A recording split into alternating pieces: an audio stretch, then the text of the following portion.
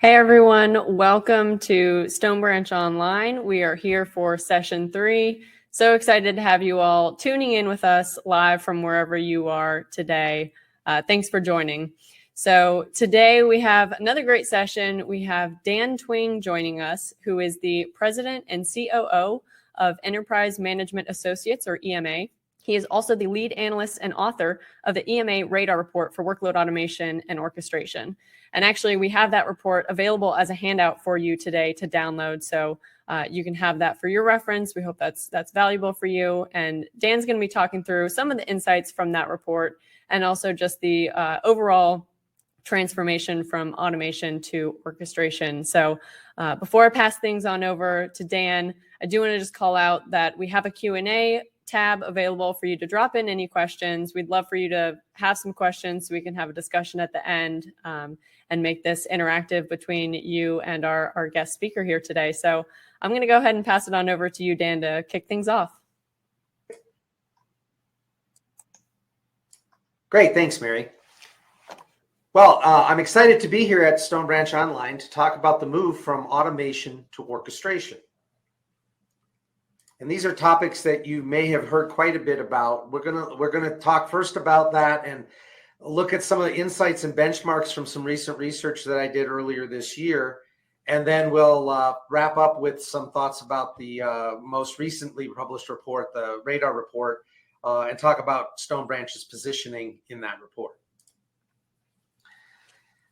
So automation is really a hot topic these days. And if you work in workload automation, hopefully you're feeling some of that excitement and pressure as well. It's a term that gets used quite broadly.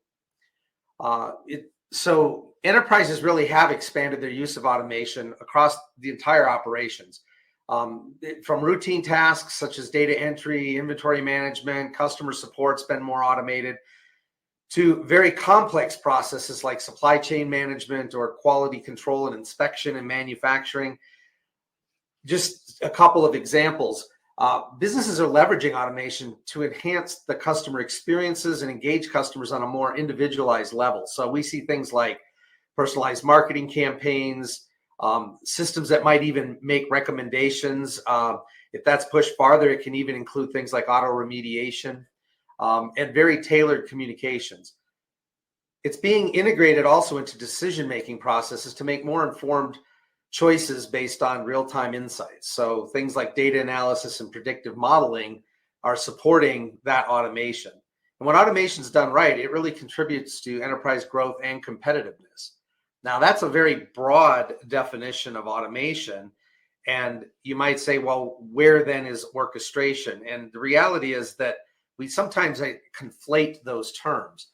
So if we take a strict definition of automation and orchestration, the strict definition of automation is it's a use of technology to replace manual tasks with automated processes, enhancing efficiency and reducing human intervention.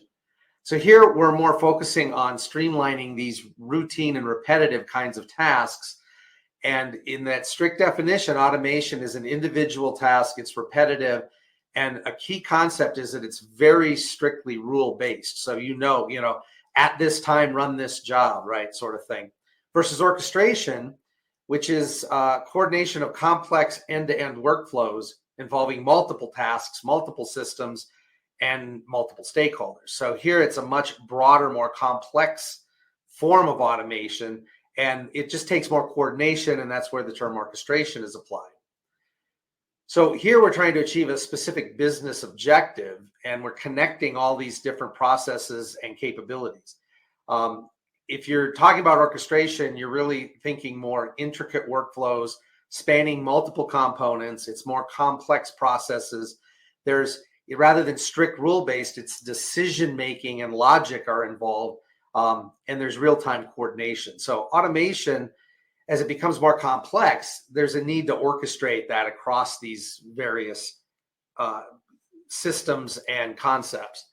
So if we apply that definition then to workload automation and orchestration, in workload here, we're really emphasizing that earlier form of job scheduling. We're monitoring routine and repetitive tasks. and it's just primarily within a specific domain. The early versions of Workload, if you've been doing this a while, really focused more on the data center and didn't reach a lot beyond that. It tended to be simpler, well-defined tasks that don't require this intricate coordination or decision-making. So traditional batch scheduling, running a data backup, a routine system maintenance or patch that might be run by Workload would fit that definition. As orchestration comes into play, we're now managing more these complex end-to-end workflows. We're spanning multiple environments, multiple applications. We're supporting more departments and their processes, and we're really looking at the outcome of a business objective. Orchestration is really handling those intricate processes and dependencies. There's decision-making logic along the way, and it adapts as things change. Whereas strict workload automation, the adapting is, here's this one didn't work. Do you want me to run it again? Right? Orchestration can go further. So things like provisioning, IT service kinds of aspects, incident response, auto-remediation concepts, more complex business process automation would be under the definition of orchestration. And that key distinction is the scope, complexity, and purpose of each concept. So you might say, well, I have very complex job streams that might be far more complex, might span environments. Wouldn't that be orchestration? And I was doing that long before I heard the term orchestration. Well, you wouldn't be wrong. The lines here have been blurring for a long time. The convergence of trends like multi-cloud and hybrid environments, complex data pipelines, bringing AI and machine learning, both supporting those concepts to move the data and tweak and run the machine learning models, but also bringing the knowledge and decision-making capabilities of having machine learning wrapped into Workload, and then supporting complex processes like digital transformation have really all pushed the boundaries of what Workload is. And so you wouldn't be wrong to feel like now, with that definition of automation and orchestration, you've been using your workload automation software to orchestrate things far longer than maybe we've been hearing those terms in the last few years. Well, I think the difference is that the rate of change has really accelerated. There's a lot of new capabilities with digital transformation at the forefront. It's raised the reason to do orchestration. And we hear that concept more, and the complexity of that orchestration is increasing rapidly in the last 3 to 4 years. So things like, adding conditional logic and event triggers and dependencies, we see that added over the last 7 or 8 years into workload automation, integrated capabilities where we can enable an orchestrated process that spans multiple domains, from mainframe to distributed to multiple different cloud environments. Reporting and analytics, we've really stepped up that game to really be able to understand and optimize these complex processes. Adaptability you can orchestrate processes that have dynamic requirements in real time. If this fails, retry it 3 times, then take this action, sort of things. Again, some of these are concepts you might have been using for years. Some of these are really ramping up in more recent releases of workload automation products. So down that list, what's really happening is that workload automation is becoming a unified automation platform. We're providing a single interface to manage both routine tasks, the strict definition of automation, and complex end-to-end processes, which would really start to move us into that orchestration category. And by doing this in one place, it simplifies the administration. So in the research that I did earlier this year, in trying to assess how, and really, if you do this, if you've worked in workload long, these data should not surprise you. But I think there are a lot of folks who might not really realize just how broadly workload automation reaches across the enterprise. So I asked these 3 questions in the survey. First, how important is workload automation to workloads for various business functions or departments? And the question was asked, in a standard 5-point scale from, extremely important to not important at all sort of concept. And what I've grabbed here is the responses that were extremely or very important. And we're looking at the far left box here.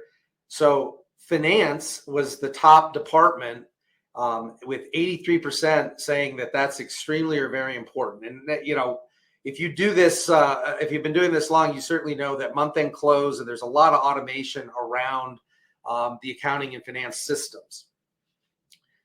But as you go down the list, supply chain, 80% of respondents said supply chain is one that's very important or extremely important.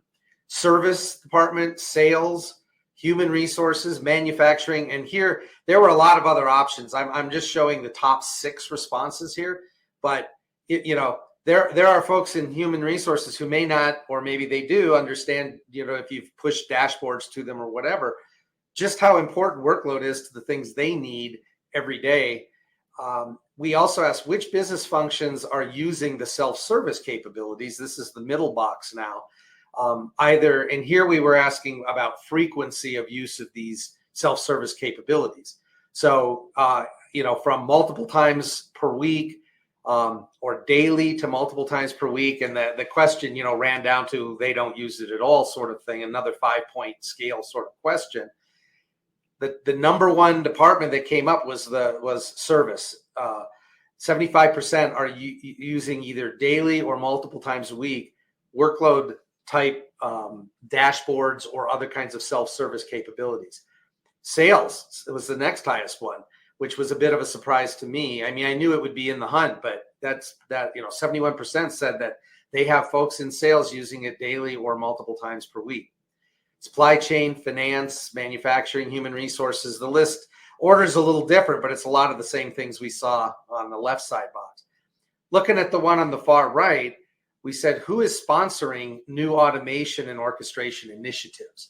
Now here, it's no surprise that IT operations is at the top of the list, because a lot of those are going to originate there because they're reacting to other needs and requests.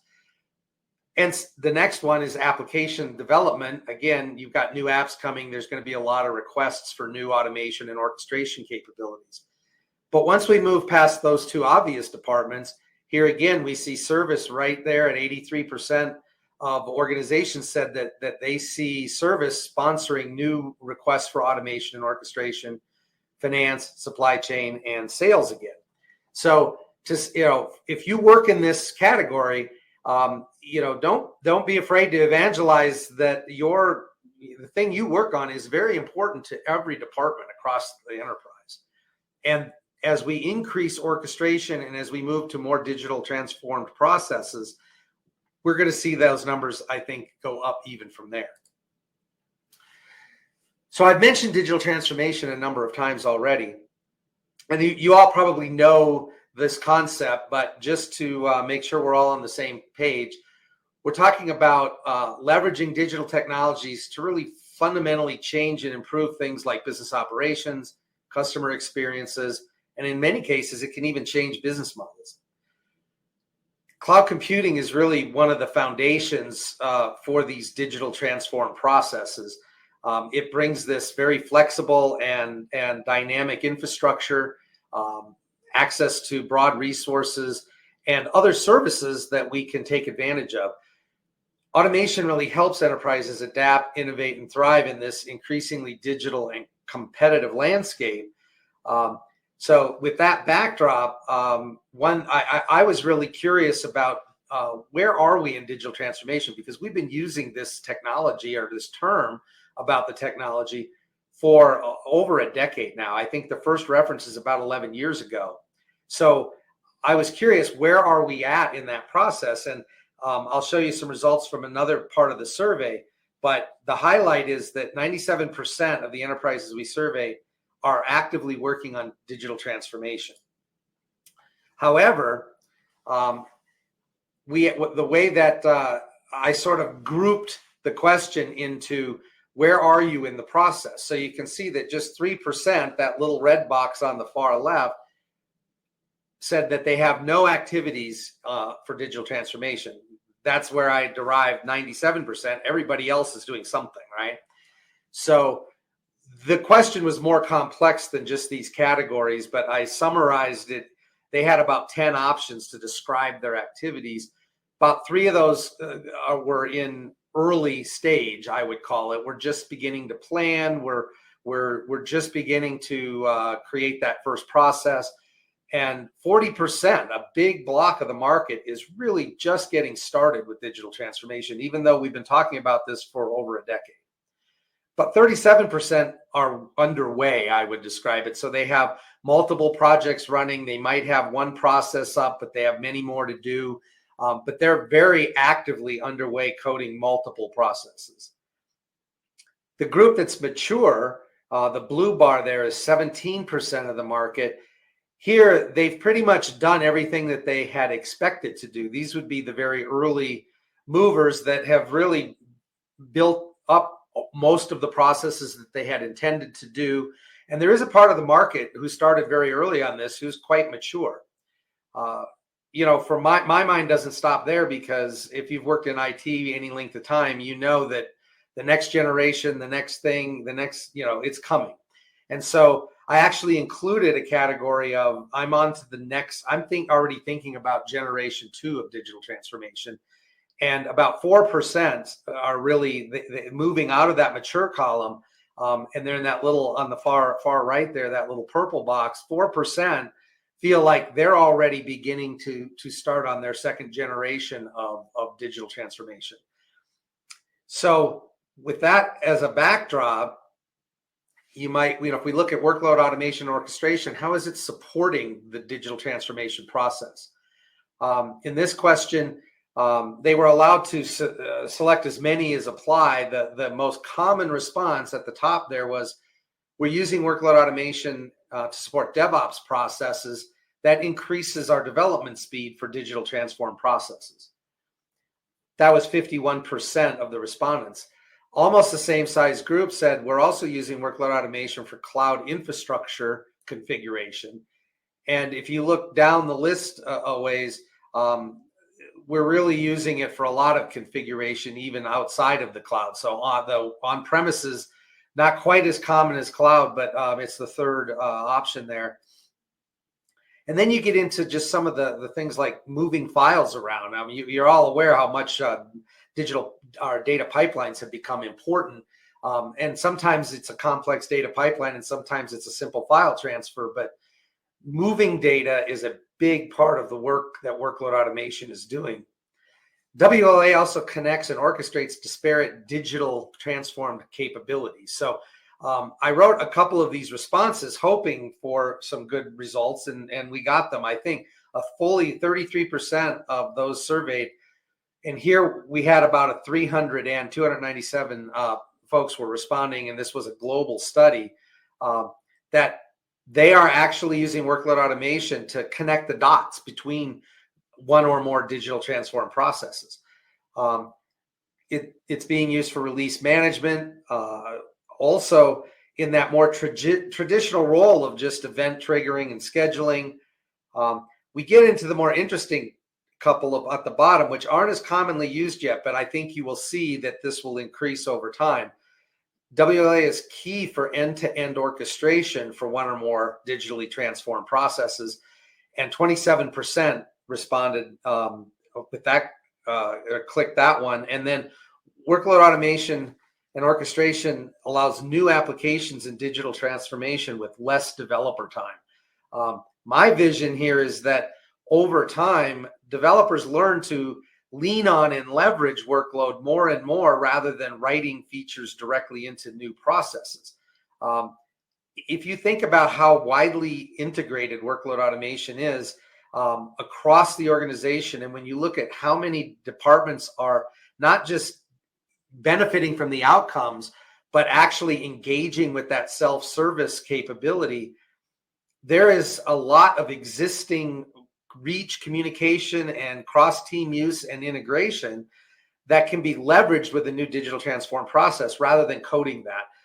We're only seeing a little bit of this now. 15% said that they're there, but I think that's going to increase over time. And cloud, of course, is a big part of digital transformation.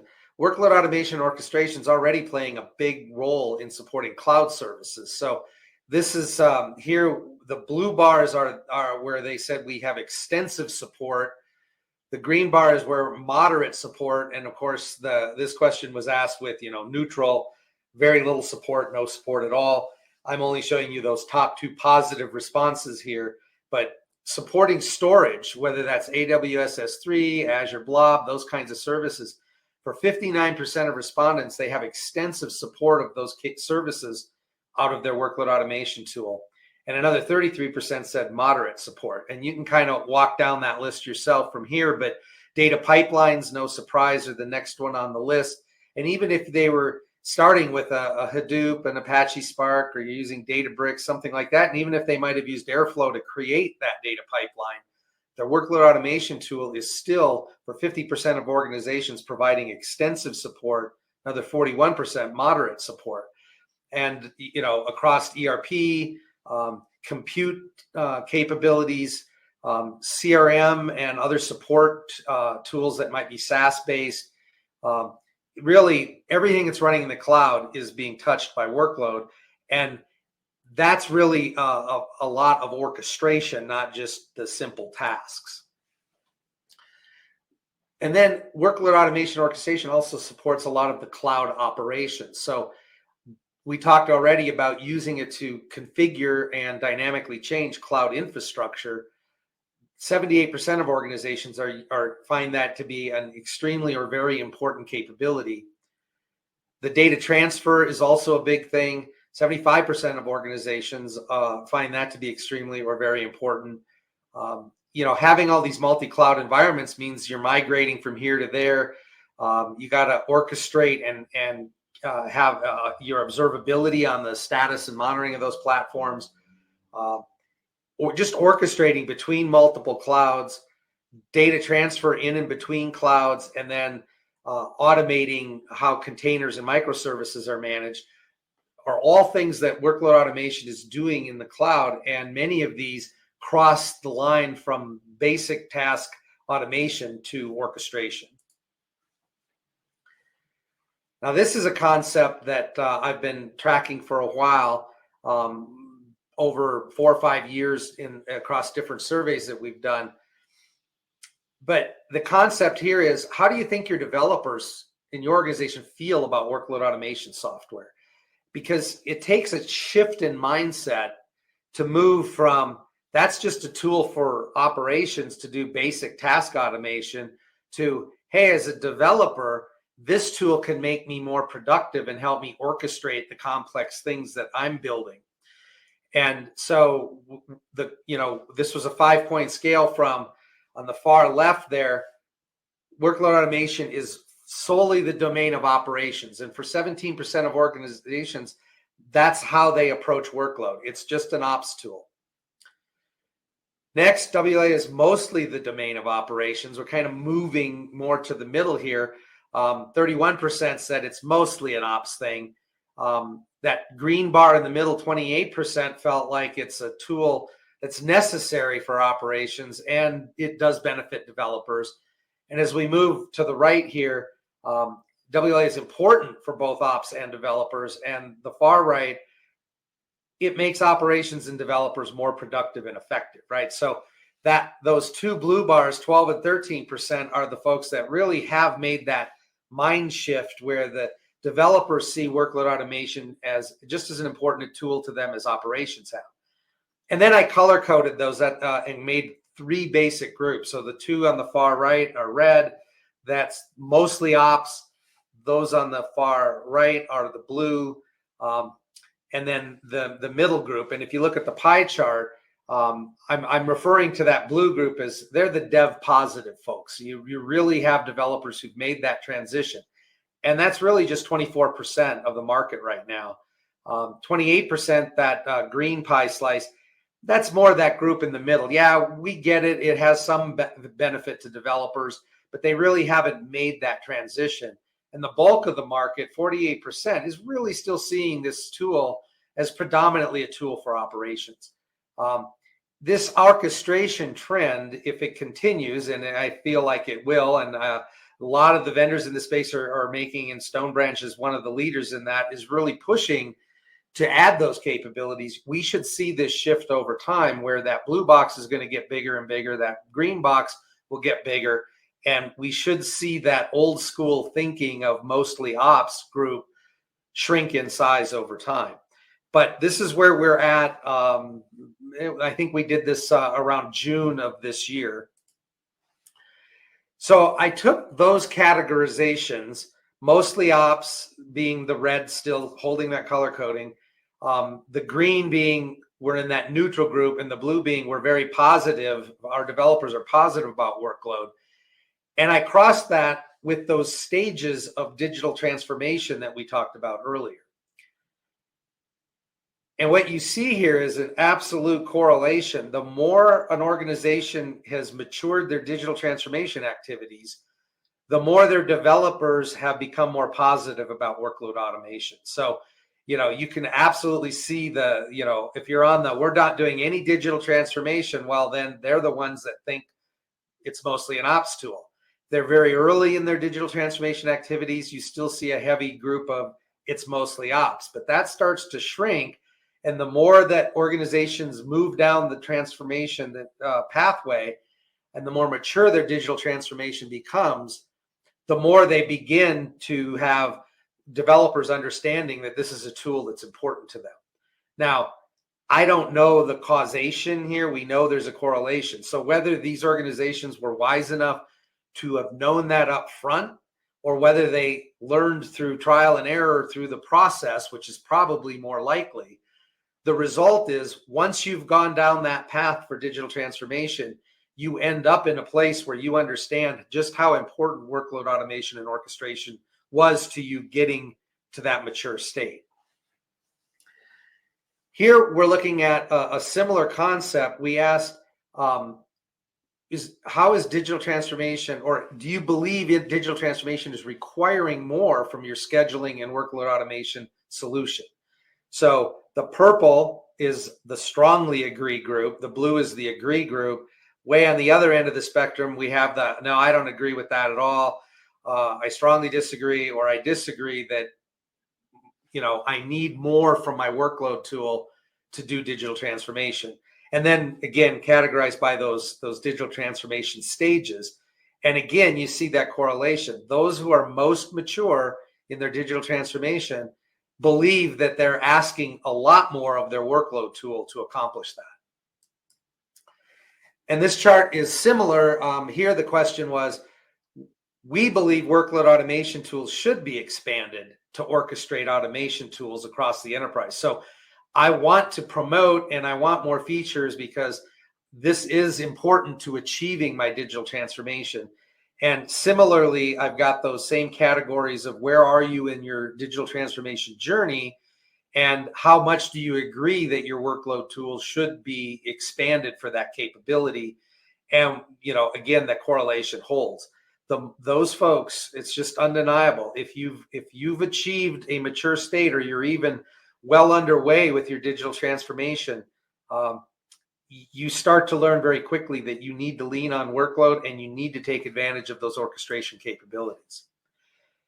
So now I'm going to switch gears a bit and just talk a little bit about the benefits that we might see in workload, in using orchestration capabilities within workload.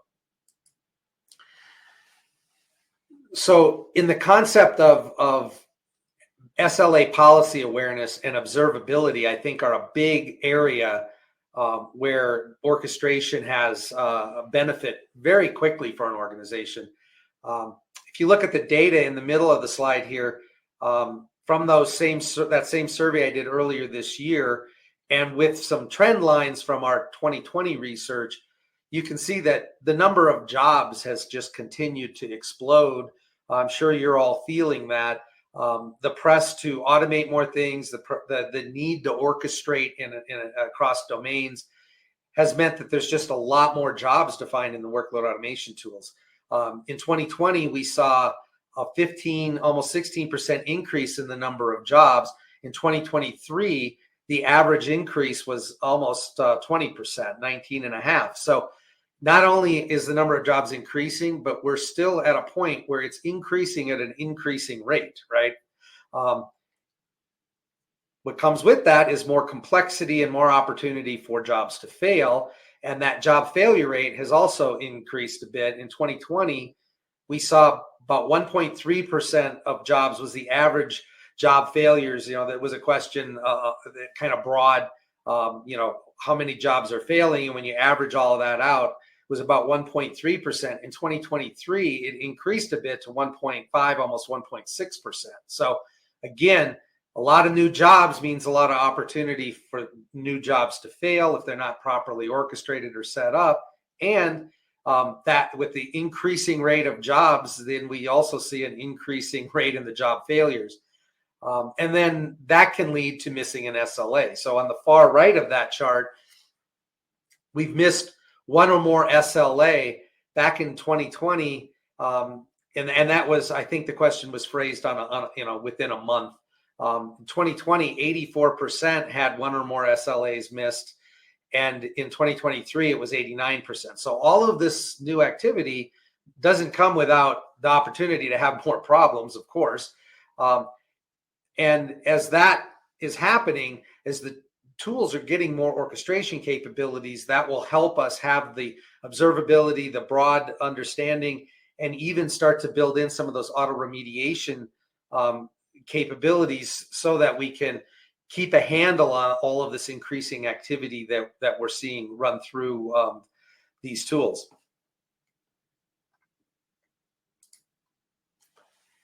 And of course, data pipelines is another big and growing area, and it's another place where orchestration can really play a big role. WLA has always had a pretty big role in moving data.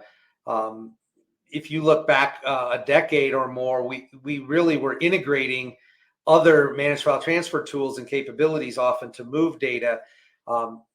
More recently, most of these tools have built native capabilities to do managed file transfer. And it's key because you need that sort of central control, the end-to-end visibility, use of APIs and agents to control those different tools, having the logs and the data governance and security around that, and the observability is very important. And that whole data ops lifecycle management is something that needs orchestration, and Workload brings a lot of value there. Integration with IT operations infrastructure tools is a big part of this. And in fact, I can remember I think it was about 6 years ago, I was having a briefing with the folks at Stonebranch, and they were just starting to talk about integrating things like Slack and Teams. And, initially that was kind of a foreign concept. Today, you can't imagine running without that capability because it brings that communication and these collaboration tools into the fold. Having these, if we're going to have more job failures and if they risk more SLA problems, the sooner that you can engage the other teams, and by auto-generating tickets into these systems, you can really, bring the whole team together more quickly to resolve a problem, get to that root cause. And so service desk integration and automated ticketing is a big part of orchestrating these automation processes. Analytics, so that we can quickly identify root cause issues, is another thing that orchestration concepts bring to the party, so that we're not just running on a strict rule basis, but we're actually dynamically adapting along the way. And just the concept of even just being aware that there is an SLA and this is where we're at in risking crossing a line that's going to cause more pain because we have a problem we didn't resolve quick enough. So all of those are examples of how orchestration concepts within these tools are improving some of these very complex processes that have emerged. And of course, these are the very concepts, whether it's bringing the service group into the fold more, bringing the data where it needs to be. All of those things are undercarriage for digital transformed processes. So using WLA orchestration can speed development and make these processes more manageable and more successful. So that sort of ends the part of this that's about automation and orchestration. The folks at Stonebranch also wanted me to talk about the recent radar report and the results from that. So first, I'm sure if many of you have read this before, the report, you're aware, but if you're not, let's start by just discussing how I go about assessing the market. And we use this radar concept for a lot of different topics, but workload automation was actually the first one we did in 2010. And we've been doing it about every 2 years ever since, so that the one that was just published towards the end of September, it's been out a couple weeks now, that is the 7th one that EMA has produced on this pretty much every 2-year calendar. This time, I really had to tweak the criteria that I use to measure the tools to bring these automation and orchestration concepts, into the mix. And I'd say there was a slight shift towards orchestration when I did it 2 years ago in 2021. The report this year, there was a lot of movement in the direction of raising the weight and priority of the features that support orchestration. And that did shift things a bit in the results. I'm looking at really, we start with developing this list of critical features and capabilities. And each time I do this, I update that with all the new trends in the market. If you do see a copy of the report, if you choose to go download it, there's an appendix that both has a lot of transparency around the kinds of things that we're measuring, the KPIs that I use, and how I evaluate what amounts to over 150 features in these tools. And the changes from each report are highlighted in that appendix. So you can kind of just quickly scan that, and everything that's shaded yellow is all of the new stuff that we're measuring that we didn't measure in 2021. We have to look at, which tools or products qualify. There were 19 products in the report this year, a couple that were there in the past that aren't, and a couple of new ones. And we'll talk about those in a moment. We then submit a questionnaire to all of the vendors, and there's over 150 points of comparison. We vet the responses through demos and briefings with the vendor, and then I interview 2 or 3 clients that are actively using each of the products to sort of cross-check and hear the user's perspective on those capabilities. Those customer interviews are really, for me, the best part of doing this report, because I get to talk to 30 or 35 organizations and folks who sit in the seat every day and manage these workload tools and support their organization. And for me, it's just great to really dig in to 30 or 40 examples of how these are used every couple of years. It keeps me connected to the market and what you all do. And then I go through a process of scoring those results to then decide which products land where. And of course, there's a lot more in the report that you read, but everybody wants to see this chart, right? This is the thing that everybody wants to get to. And let me, if you haven't seen the report before, I'll give you just a quick orientation. The product strength is on the far left of the chart. That's the up and down axis here. And more granularly, I'm measuring both the architecture underneath the product and the features in the product. And I chose to separate those two because oftentimes a product can just run at features. But if the architecture isn't sound, it's not an extensible system over time. And so I put as much emphasis on the undercarriage, the architecture of the product, as I do on the features and capabilities. Because another way to manage a product is you put a lot of energy into the architecture, but then you look like you don't have all the features until you can layer them on top of that architecture. So it's always a balancing act as a product manager to balance those two. And I try to capture how that's being balanced in those products.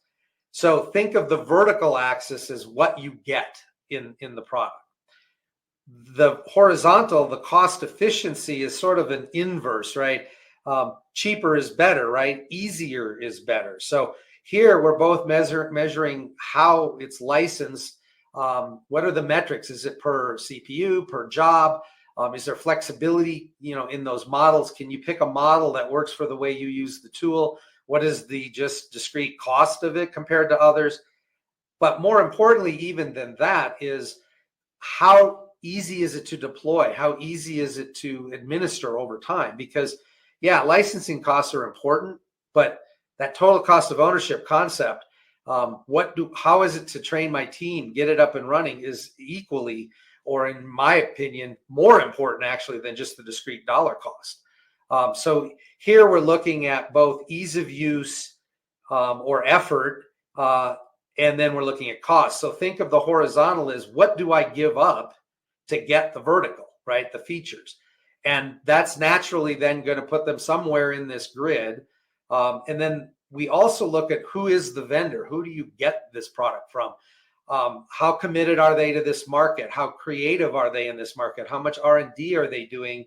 And what's their reputation in this market? And that's the bubble, and the size of that bubble really reflects that. And so then we have these sort of horizontal bands, right? Because it's a correlation, a mix between cost and features. Not every organization needs the absolute strongest, best product in the market. There's no point in buying a more complex, more expensive product if it does things you don't need done. So my objective in designing this analysis originally was to help organizations find that sweet spot of who are the 2 or 3 that they should put, in a proof of concept. So you'll notice that they tend to cluster a bit, and those clusters are really a result of how the product is priced and product is managed, right? So you'll see some of the more longer standing products in the market that maybe started in mainframe, they've modernized over time, but they have some complexity as well, and they tend to be higher priced. You'll see a cluster like that. You'll see the group that is really pushing the envelope on making it less expensive or easier. They tend to be some of the more modern architectures. And really, all of those products that are up in the upper right have made that transition to heavily supporting orchestration, or they wouldn't have landed there. So from Little Arcana down at the bottom, who many of you may not have ever even heard of, that's a pure Windows scheduling product. It's a great product. It only does Windows. It's better than Windows Task Scheduler, and there is a need for that in the market. And if you only have a handful of Windows boxes that you need, but you need to do something more than what Windows Task Scheduler can do, that's why that product is in here. And you move from that all the way up to, I have mainframes, I have cloud, I have complexity, and you land in the area where you see Stonebranch, right? Up in the corner there, with a lot of the orchestration features, a lot of focus on usability, ease of deployment. So it's both a strong product as well as a product that you can take advantage of, maybe with less training and less effort. So if we look at the results for Stonebranch specifically, that pentagon chart you see on the right there is really how that bubble chart breaks down, right?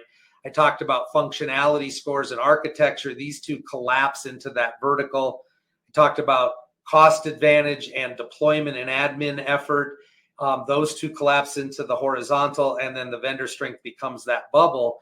On this chart, you'll see the green area is the average score across all 19 products in the analysis. The blue line is where Stonebranch scored, and you can see across every single category, Stonebranch is above the average in the market. And one of the biggest deltas there is on architecture and integration. So here's where that concept of separating what is the architecture of the product from what is the features and capabilities becomes very important. One of the reasons that Stonebranch is able to deliver all of this functionality is that it's stood up on top of a very solid architecture, and they put a lot of effort into integration. And that shows in the customer perspectives. I told you I do these customer interviews. Well, I like to pull some quotes from my conversations with the users, and they say things, and many of you are using the product, probably have some of these same experiences. I'm not going to read all of those. You can read them. All of this is in the report if you choose to go and download it, as Mary referenced at the beginning of the presentation. The result is that Stonebranch landed in that value leader category, that top triangle in the chart in the upper right. And they've been there for a number of years as we've been doing this, but they continue to advance their position there and hang with the rest of the market, because many of the vendors in this market are working very hard to track to these trends, and they're all moving on that chart every time I do it, and Stonebranch has consistently held and improved that position.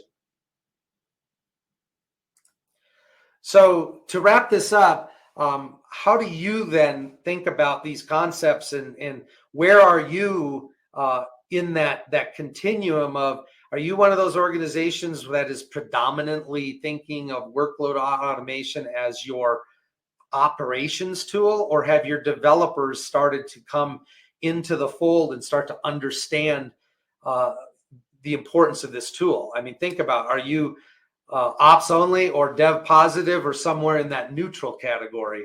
And if you want to help transition in the direction of dev positive, how can you do that? So first, learn from those who've gone before you. If you're not way down that maturity path of digital transformation, but it's coming and you're seeing your organization move in that direction, evangelize, become that evangelist for workload automation. That capability and those orchestration features are going to help your organization move more quickly and effectively through the digital transformation projects.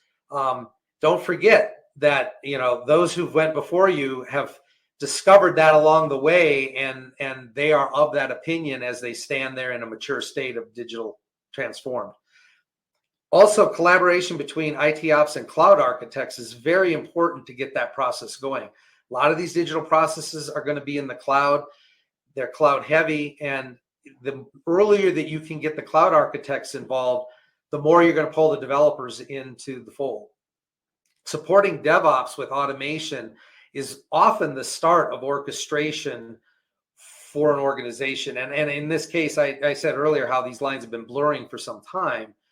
But if you really want to accelerate your orchestration use of workload automation, often the first place to do that is focus on your DevOps processes. It's going to expose those capabilities to the development team.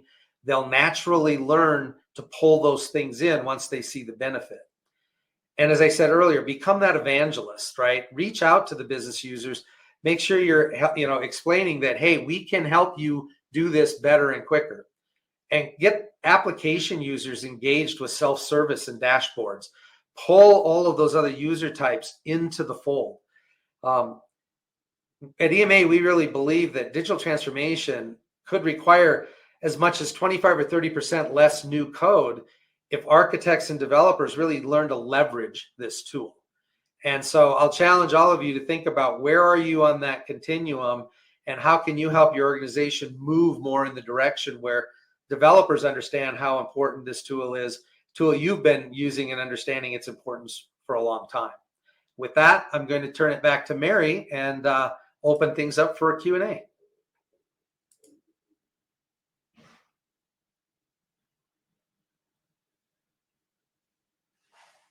In the audience, I want to go back to one thing that you mentioned with just the growth in the number of jobs, the job failure rate. And things are just growing at such a fast rate that it brings this need for the orchestration umbrella to really have that the observability piece to see when things are working, when they're not. And so the need is there. More business teams are using workload automation, but 40% are still in that early adoption phase. They're just getting started. How long does it take for them to get into that entering into that mature stage, starting to see the benefits of that orchestration and digital transformation? It's so dependent on each organization. oftentimes, and if you've done IT and been around it a long time, you see that the tech is often the least part of the change process. And it's people, right? It's the people, it's the organization, it's the culture, the executive support. How bad is the need to drive, and how strong is that drive? So it can take a couple of years to make that transition. It can happen very quickly if an organization has a center of excellence around automation and they have enough executive support. You can go through it very quickly. But as I said earlier, really, we've been on this journey of orchestration for probably well over a decade, right? We've only been talking about it in the last 4 or 5 years, maybe. But that line is blurry. When did it start? So for to say, oh, it only took this organization 6 months. Well, how long were they at the slow burn before they made the transition? So it does not happen overnight. It can take 6 to 12 months for an organization that's highly motivated, has a lot of executive support, and has a lot of projects that are just driving hard on timelines, and folks are looking for those answers. In other organizations, it takes much longer. It's a very slow transition over 3 or 4 years.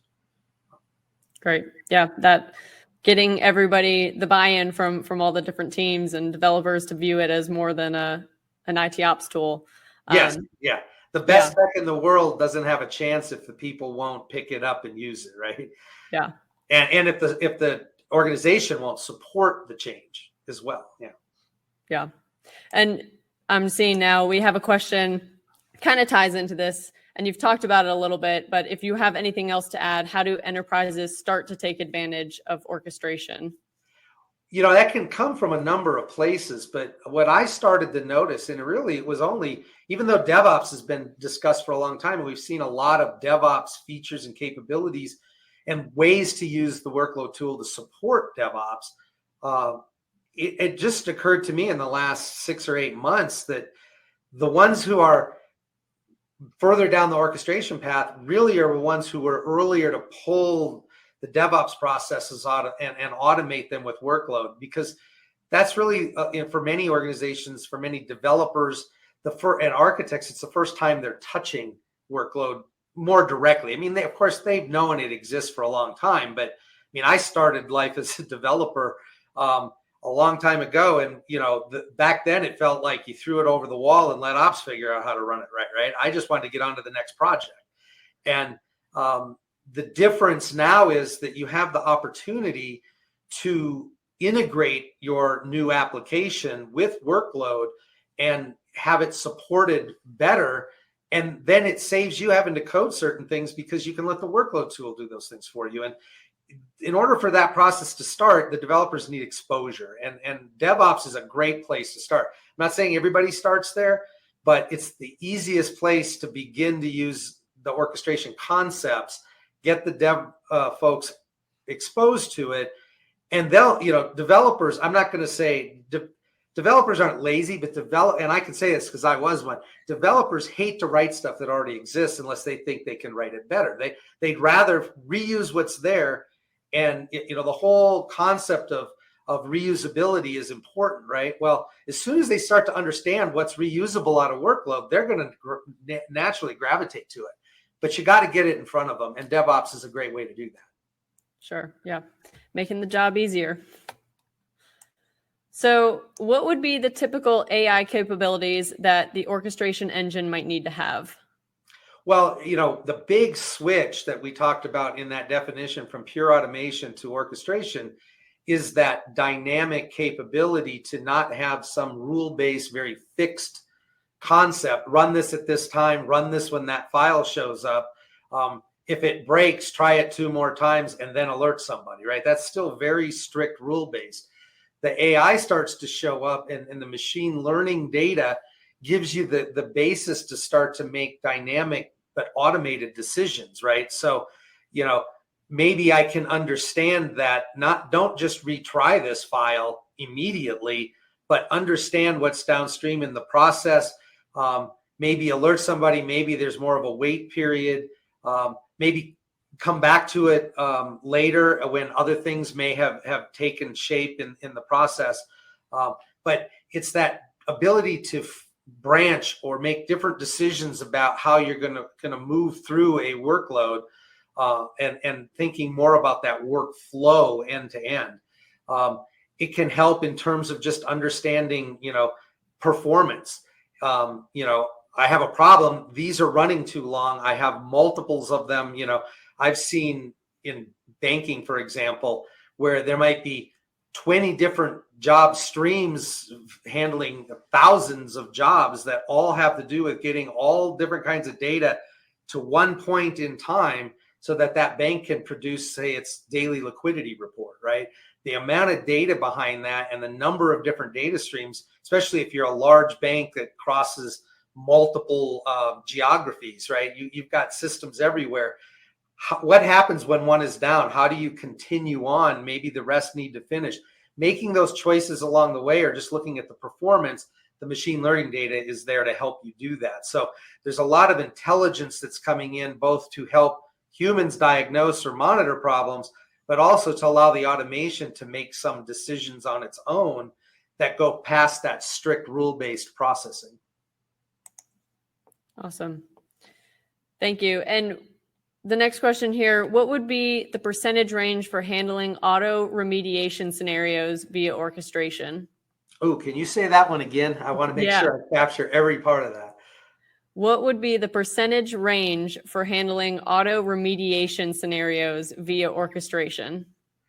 Okay, so I'm going to interpret that to mean like percentage of jobs, or just the number of jobs that might have auto remediation built into them.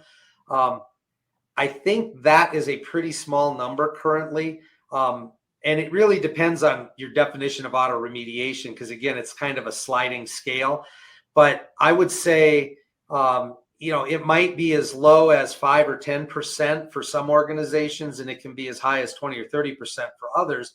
Again, it depends on how much you've moved in the direction of taking advantage of that. But as you saw earlier, in most of the concepts like this, when I've done surveys, it tends to be about 20 to 25% of the market that is moved way into that future concept, and a good 60 to 75% that are sort of living in the old world and moving more slowly. So, I think that 25, 30% group are the ones that are going to be having pretty, serious amounts of auto remediation. Maybe as high as 25 or 30% of their processes might have auto remediation capabilities built in. And then those folks that live on the other end of that spectrum that are really using workload today, like maybe they did 10 years ago, they might not be using it at all. It's a wide spectrum, just like we saw the digital transformation maturity is a wide spectrum, right? I mean, and it can differ by industry as well. Banking organizations, retail organizations are probably farthest out on the edge. They tend to move more quickly. Retail ahead of banking, but insurance companies, still part of the financial, institution kind of concept, are much slower. Manufacturing is probably somewhere in the middle. Healthcare is coming along as well, but it doesn't just vary by the organization, but also industries are moving more. So you might see more auto remediation in retail and banking than you would say in insurance or healthcare. Gotcha. All right, this is maybe an easier one. How does orchestration benefit digital transformation? Well, I mean, what is digital transformation? It's a big, broad process, supported by a lot of tech, crossing departments, crossing domains. It's focused on that end-to-end outcome. You don't coordinate all of that without orchestration, which doesn't have to come from workload. It could be built into those digital transform processes so they're aware of each other. But why would you want to write all that code when there's a tool that already exists, right? It can come in the form of bringing different teams to bear. So it's a very important orchestration itself, whether it comes from workload or other places, is hugely important to digital transformation. The reason that I like to focus on it so much for workload is, as a developer, why do you want to build what already exists? Learn to leverage a tool that, we've seen such a radical shift in the number of people who use these tools. 20 years ago, you'd have 12, 15 people somewhere hidden in the ops department, and they're the only ones logging into workload, right? Today, we see organizations with 400, 500, 1,000 people with logins. Well, they're not all in IT ops. They're in dev teams, they're app owners, they're business people. So you already have a mechanism where everybody is connected, everybody has some ability to use it. Leverage that for the orchestration. That's really where it comes in and supports it. So digital transformation requires orchestration. Workload is one source of that is already there in your organization and a tool you can leverage to help. Awesome. Yeah, and like you said, it's a long process and doesn't happen overnight. That's for sure. One more question we have: wouldn't complex job streams be a form of orchestration? Absolutely. As I said earlier, when I started with, okay, we've been talking about these concepts, but really, where is the line, or it's a blurry line between automation and orchestration. Right away, you start to go, wow, when job streams became more complex, then run this at this time of day, and if it fails, let someone know, to you see job streams that might be coordinating, thousands. They might be very similar file transfer jobs, but there has been orchestration leaking into workload far longer than we've been using the term. And yeah, I think that's a very early stage of orchestration. The good news is, hey, you found value there. Why don't you explore where you can go from there and use it more? Awesome. I thought that was the last question. We got one more, and I know we're at time, but people just love you, Dan. Can it be the case that WLA/SOAP tools would be handling 1, DevOps process orchestration, and 2, incoming messages from ITSM tools and monitoring tools to handle the first level diagnosis and resolution? Wow. You thought that was an easier question. I know. Say that again so I can stay with you there. Can it be the case that WLA/SOAP tools would be handling, number 1, DevOps process orchestration, and 2, incoming messages from ITSM tools and monitoring tools to handle the first level diagnosis and resolution? Oh, yes. I think the easy answer there is yes. That's a good example of, bringing together a variety of automation concepts and that collaboration capability, right? So I think absolutely that's actually where a lot of the value comes in, right? It's one thing to automate the DevOps process, like, just at that level. One thing you get is, if I need a certain configuration in the development environment, how do I make sure that that's the same configuration in the test environment? And then when it moves to production, we hold the same concepts. By automating just that, you remove so many opportunities to break things, right? And even with, creating test data sets and then carrying those same concepts into each environment, of course, there's going to be questions that come up and coordination required. When you bring in the ability then for the ticketing system and the conversation, if you do hit a problem, you can get to the root cause quicker, and you can also head off problems through that communication. So absolutely, that is why I say, DevOps is a great place for this to start. And that's a great example of it. Awesome. Yeah, I think that summed it up beautifully and was the great last question. Very good. Dan, thank you so much for being here today. Thank you for the dialogue and going through this presentation with us here today. Great having a conversation with you. I'm happy to be here, and thank you for inviting me. Awesome. Yeah. And we will be back online here on Thursday. We have Radiant and Acmea joining us for a data pipeline orchestration story. So make sure you're registered for that. And we will see you back online here on Thursday.